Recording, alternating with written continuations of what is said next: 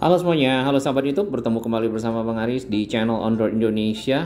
Dan kita berada di sekitar Kebon Pala ya. Di belakang kita itu adalah Jalan Jatinegara Barat. Kemudian kita akan ketemu dengan Jalan Matraman Raya. Di arah kanan itu masih Jalan Matraman Raya yang akan ketemu dengan Jalan Jatinegara Timur. Nah, di sebelah kanan ini adalah halte Transjakarta, tadinya Kebon Pala ya. Saat ini ditutup karena apa? Karena akan dilanjutkan revitalisasi halte Transjakarta, dan itu merupakan program Transjakarta untuk meningkatkan pelayanan, kemudian kapasitas, kemudian kenyamanan dari para pengguna halte.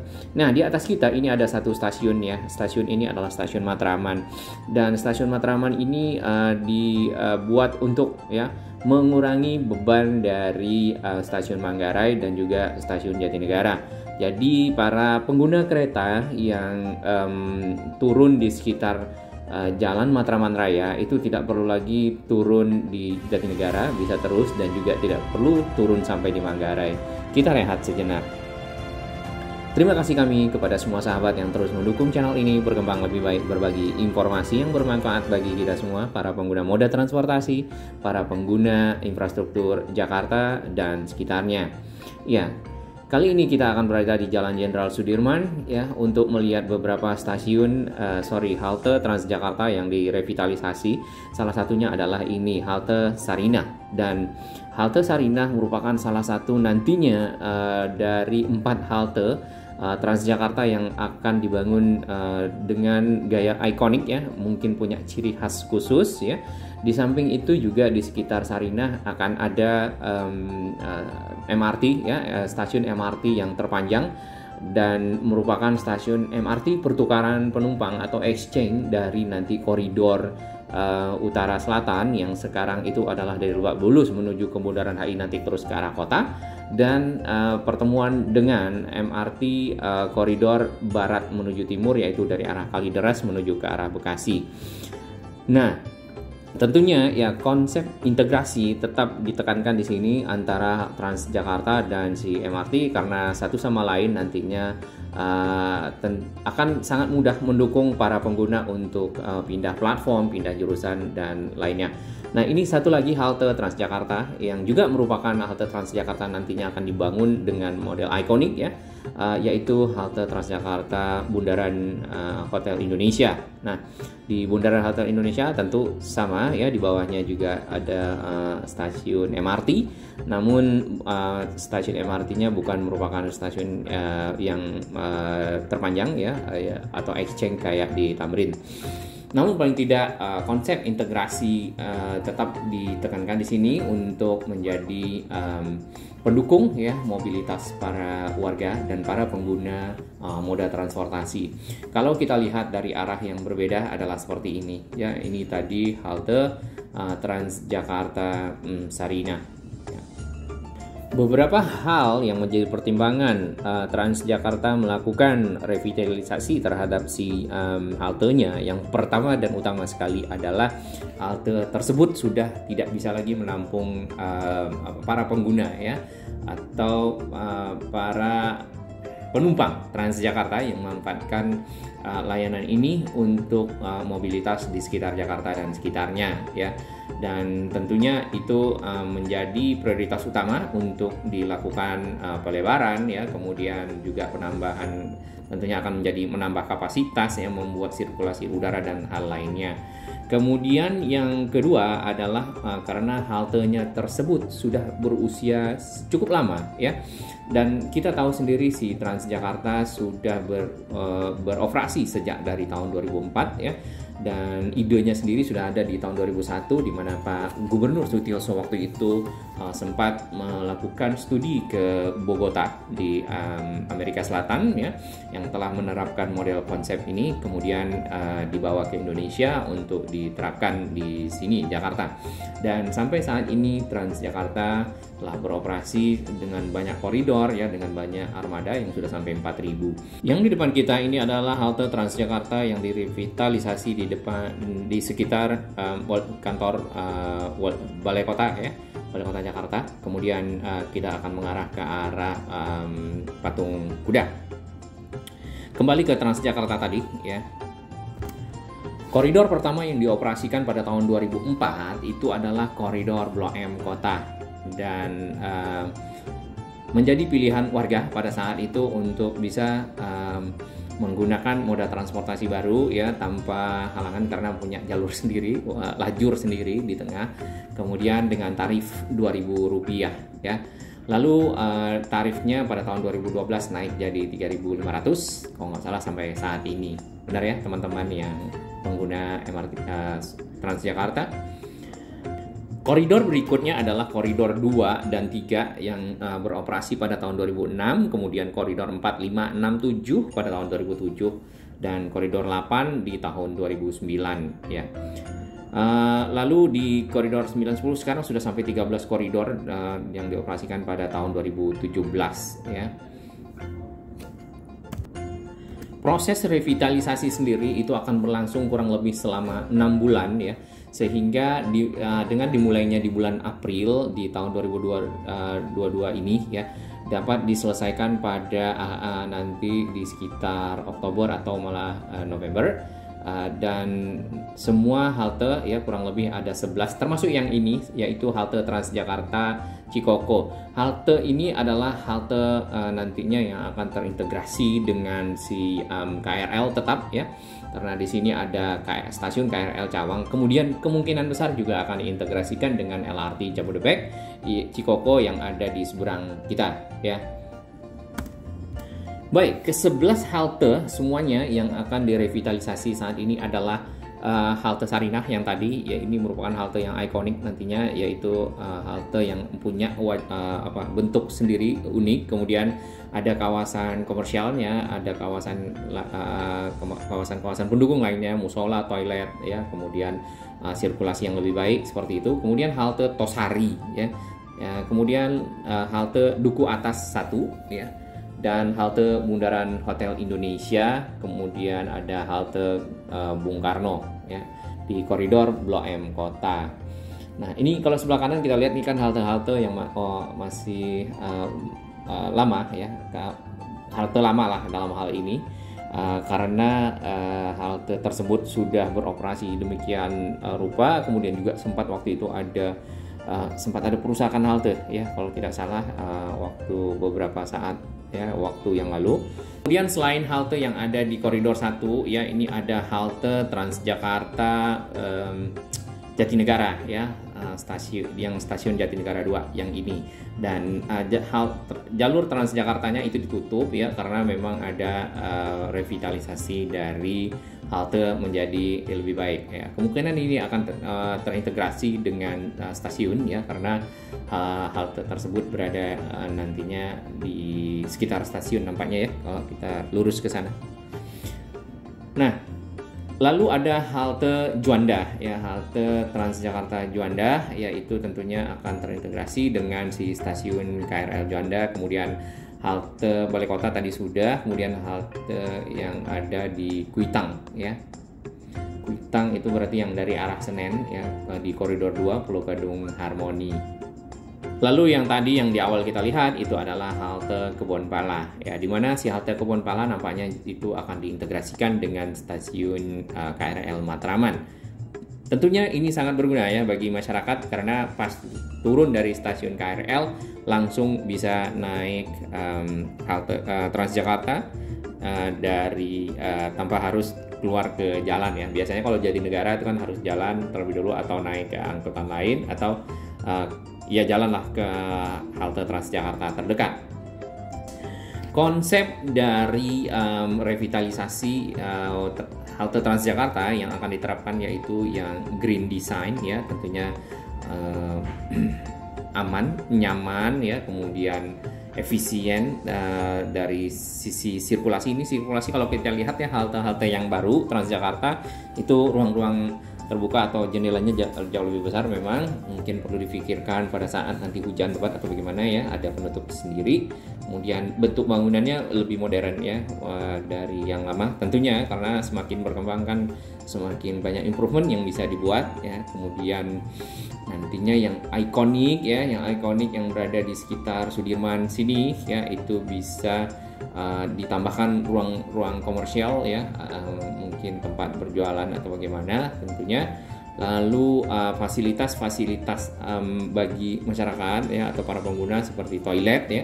Kalau kita lihat di halte-halte yang lama kan nggak ada toilet ya, tentunya pada saat menunggu padat dan lain-lain, mungkin ingin buang air dan seterusnya bisa menggunakan toilet. Lalu ada musola ya, tentunya ini untuk beribadah bagi masyarakat yang muslim pada saat menunggu ataupun pada saat sampai ya. Kemudian rem ini mungkin ya akses keluar dari si halte Transjakarta.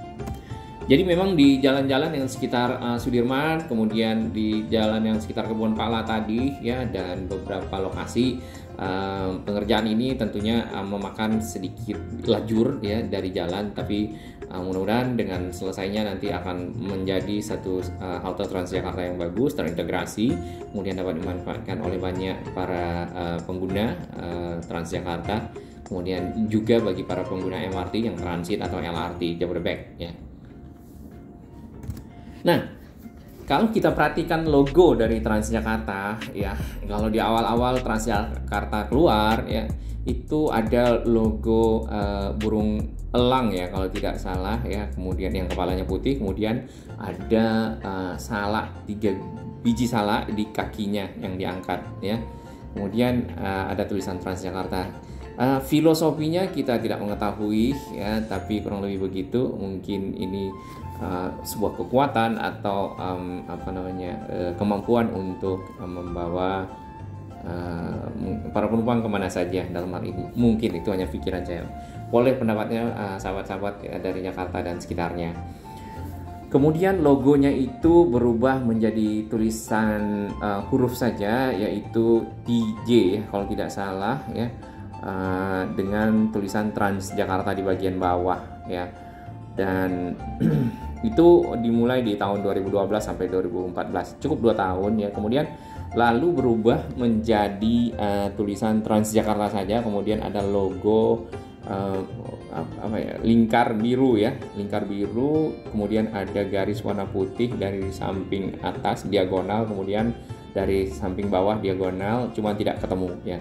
Dan itu nampaknya mungkin punya makna sendiri untuk menghubungkan Jakarta secara keseluruhan.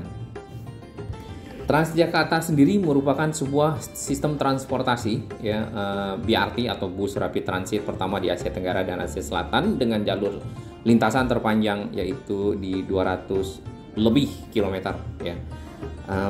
Tentunya sistem BRT ini ya didesain dan diadopt dari sistem Transmilenio ya yang ada di Bogota waktu itu, yang Pak Sutioso melihat sampai ke sana melakukan studi banding, dan itu berada di negara Kolombia di Amerika Selatan.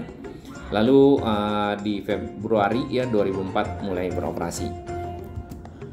Halte Transjakarta yang terintegrasi dengan mall ya, kalau kita lihat itu salah satunya adalah PGC. PGC sendiri di dalamnya ada jalur Transjakarta yang masuk sampai ke dalam, kemudian juga bis-bisnya juga sampai ke arah dalam mall ya, dan di sana para penumpang tinggal naik ya, jadi tidak perlu kemana-mana. Tentunya ini akan sangat membantu para penumpang untuk tidak keluar lagi dari mall, tinggal langsung naik si armada dan bisa menuju ke lokasi yang diinginkan ya, atau pindah nantinya di tengah jalan. Sistem pembayaran e-ticketing itu diterapkan di tahun 2013. Tentunya ini akan mempermudah masyarakat ya dalam hal pembayaran tanpa uang cash lah ya tentunya. Kemudian pernahkah sahabat semua melihat bus Transjakarta yang warnanya pink ya? Bus tersebut adalah bus Transjakarta yang dioperasikan di April ya tahun 2016. Waktu itu dalam rangka memperingati Hari Kartini ya, dan itu diperuntukkan bagi para penumpang wanita. Nah, ini cukup menarik ya. Kalau di sini memang agak jarang kita ketemui ya. Saya pernah ketemu sekali ya. Tentunya ini sangat membantu para pengguna lagi, terutama yang wanita, tidak bercampur dengan yang pria, terutama pada saat adanya case-case yang kayak pelecehan seperti itu. Tapi tergantung kepada pribadi masing-masing. Semoga dengan adanya halte yang baru ya, kemudian armada-armada yang baik, nyaman, kemudian keamanan yang lebih baik tentunya akan tetap terjaga. Di tahun 2016 itu ada penambahan armada baru, yaitu bus Transjakarta yang low entry ya. Low entry ini maksudnya adalah bus yang memiliki lantai lebih rendah ya dibandingkan dengan yang lainnya kan tinggi-tinggi ya. Nah, ini tentunya sangat ramah bagi para difabel yang untuk menggunakan Transjakarta sebagai moda transportasi. Kita sudah masuk ke Jalan Jenderal Sudirman dan sekarang menuju ke arah perempatan atau interchange Semanggi. Di sini dapat kita lihat ada jalur sepeda di sebelah kiri. Kemudian ini adalah salah satu dari jembatan penyeberangan orang terpanjang JPO Duku Atas yang menghubungkan bagian di sini halte Transjakarta yang juga sedang direvitalisasi ya dengan halte Transjakarta Duku Atas yang di bawah ya di sekitar LRT stasiun LRT Jabodebek Duku Atas sekarang. Nah, kita coba lihat ya armada Transjakarta yang ada di sepanjang jalan. Ini sebelah kanan ya, kita lihat halte Transjakartanya sudah lebih lebar ya. Kemudian di Jalan Karet, halte Transjakarta Karet yang terintegrasi dengan jembatan penyeberangan orang yang juga ikonik di Jakarta, yaitu Pinisi ya dalam hal ini. Nah, di sana si haltenya sudah cukup panjang ya, sirkulasi udaranya juga bagus ya. Kita kembali ke armada-armada yang digunakan karena ini cukup menarik untuk dibahas bagi para peminat bus atau para pemerhati bus ya. Yang pertama ya, dulu di koridor 1 ada yang di koridor 1 sekarang ya, yaitu Scania ya. Scania ini merupakan bis dari Eropa dan memang punya kualitas cukup bagus. Kemudian ada Mercedes-Benz ya. Scania-nya itu tipe K320 ya dan K340 dan semua itu udah Euro 6 ya. Euro 6 berarti emisinya sudah cukup bagus ya. Kemudian OSI 500 si Mercedes-Benz-nya. Kemudian ada Scania K310 ya, ada Hino RK8 bagi para busmania ya, Bismania community ya. Mungkin ini cukup menarik untuk dilihat dan dicoba dinaiki ya. Kemudian Mercedes-Benz-nya ada yang OSI, ada yang OH ya.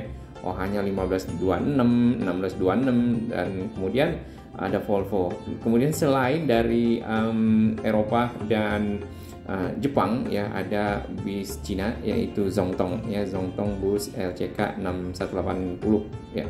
Dan itu sudah Euro 5. Dan ke semua jenis tadi itu seliweran di koridor 1, koridor 2 ya, koridor 3 dan seterusnya. Kurang lebih itu yang armada dari Transjakarta, dan ada yang gandeng ya. Yang gandeng itu namanya Komodo ya kalau tidak salah. Nah, kita sudah sampai di sekitar Jalan Jenderal Sudirman yang mengarah ke Bundaran Senayan. Di sini terdapat satu halte Transjakarta, ini kalau nggak salah adalah Gelora Bung Karno yang juga direvitalisasi tentunya. Nah, pada saat selama revitalisasi ya, bagi para penumpang yang tadinya harus turun di sana, Transjakarta itu menyediakan namanya shuttle bus ya. Shuttle bus tersebut dapat dinaiki di stasiun sebelumnya ya, untuk kemudian nanti si shuttle bus akan berhenti di bus stop ya, tapi tidak berhenti di sebelah kanan ya. Kalau bus stop berarti shuttle busnya akan berhenti di sebelah kiri, lalu menurunkan penumpang lewat pintu depan kayaknya ya. Iya, pintu depan, soalnya pintu yang di belakang itu tinggi ya, maupun pintu tengah. Nah, tentunya si para penumpang tetap dapat terakomodasi tujuan yang hendak dicapai dalam hal ini. Selain itu, kalau tidak salah ada bus tingkatnya juga untuk Jakarta City Tour, benar ya? Yang bus tingkat yang coach internasional, bus coach internasional yang pernah saya sempat lihat itu warna hijau apa ungu ya. Kemudian yang MAN, MAN ini juga dipakai buat bis ya. Lalu ada Mercedes-Benz ya, tentunya kemudian ada scanning-nya. Ya, kalau naik bis tingkat ya tentunya pemandangan di atas jauh lebih luas dan lebih lega dibandingkan dengan pemandangan di bawah, terutama untuk bagi yang melihat Jakarta dan sekitarnya. Jadi bisa menggunakannya untuk tour ya. Ini adalah bundaran Senayan, kita akan lurus ke arah Blok M dan itu kita akan melewati memang sepanjang koridor 1 Transjakarta, dan ini merupakan koridor terlama Transjakarta sejak Transjakarta berdiri. Di sebelah kanan ini adalah kawasan transisi ya dari MRT Jakarta koridor utara selatan yang menghubungkan Lebak Bulus ke arah Bundaran HI, dan ini di sekitar Senayan ya.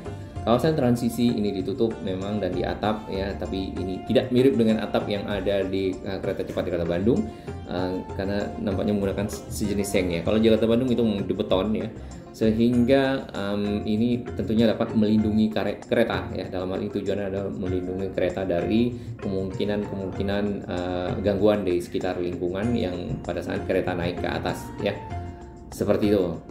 Nah, yang kedua mungkin untuk biar mata kita transisi dari bawah tanah yang naik ke atas tidak langsung terkena cahaya yang cukup kuat ya atau cukup terang. Baik, terima kasih sahabat semua dukungannya sampai sini. Ini adalah video tentang revitalisasi Transjakarta. Thank you very much. And Indonesia makin maju. Jakarta punya integrasi transportasi yang bagus.